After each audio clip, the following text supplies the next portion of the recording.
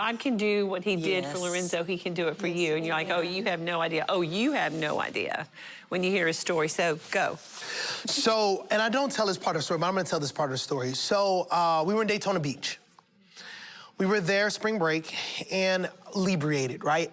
Ecstasy, acid, shrooms, you name it, we were doing it. And you're like, what, 18? 18 years old during spring break, Daytona Beach. And there was a security guard who came over to me and he said, you gotta go, because I was cutting myself. And we know in the Old Testament, we know that false prophets cut themselves for idol worship and to worship the false gods, right? So self-mutilation is a form of idol worship. So I was just cutting myself. He came, he said, you gotta go.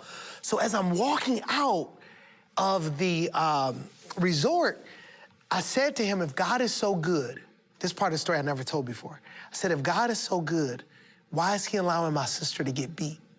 So I have an older sister that my brother and I planned on murdering a man. We had it planned, we knew we were gonna do it. In Detroit, there's an area, it's not like that now. If you went down there, it's very beautiful now, but when I was younger, it's a place called Grand Central Park, and that was the place where the drug dealers hung out. If you went there, you were going there to get drugs or you sold drugs. Well, he was there and we planned on murdering him. Wow. I was coming back to kill a guy. Many people was beating your sister. Exactly. Yeah. So I said that to the security guard. He didn't say anything. I think he was a little bit scared. You know, this guy's drunk. And I was on everything else. I was literally inebriated. I had all these bruises on my head. And as I go out of the resort, he says, can I pray for you? Aww. So think about that. He just said, can I pray for you? And I was offended.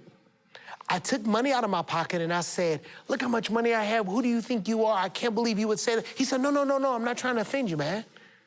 Can I pray for you? And he just grabbed my hands and he prayed for me. And I remember when he prayed for me, I remember thinking to myself, God, if you're real, come into my life. That was the thought that went to my mind. Yeah. Daytona Beach, you're looking up, this guy's praying. I don't even remember what he prayed. I just said, God, if you're real, come into my life. And then I went back up to the only church that I knew, which my grandmother went to, Straight Gate Church, Bishop Andrew Merritt. I went there and I had drugs in my pocket. I was selling a Special K, which is a cat tranquilizer, which is it was a rave drug at our time. So people would snort it and they would go into something called the keyhole and they would get all, and it was like the equivalent to fentanyl today. And I had it in my pocket in church. And Bishop Merritt was preaching. And he said, does anybody want to give their heart to the Lord? And I walked down and I was crying. He said, why are you crying? He gave me the microphone. And I said, because I love Jesus. It just came out, I love Jesus. I went to the back, they laid hands on me, I started speaking in tongues. I got baptized. I still was a drug dealer, still a street pharmacist, you see?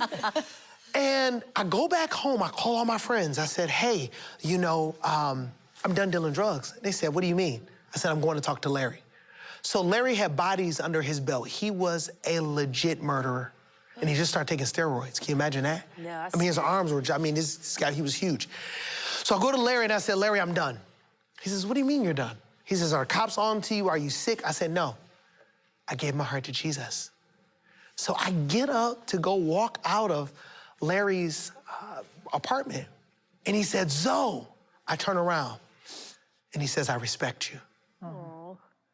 So I went from a dope dealer on Friday to a hope dealer on Monday. Isn't that awesome? All for God's glory. And the fact that he reacted that way. I know. That's That was a miracle. huge deal. Right, that was a miracle. That's how I knew God. That literally, in that moment, I knew Jesus was real. Because you knew you could die. Yeah. Totally. Because he would be like, When you turn no, around you're and not walk getting out of this. Yeah. Absolutely. You're not going to do it. You We knew take too you out much. because you know Right. too much. Absolutely. Yeah. Yeah. Wow. Wow.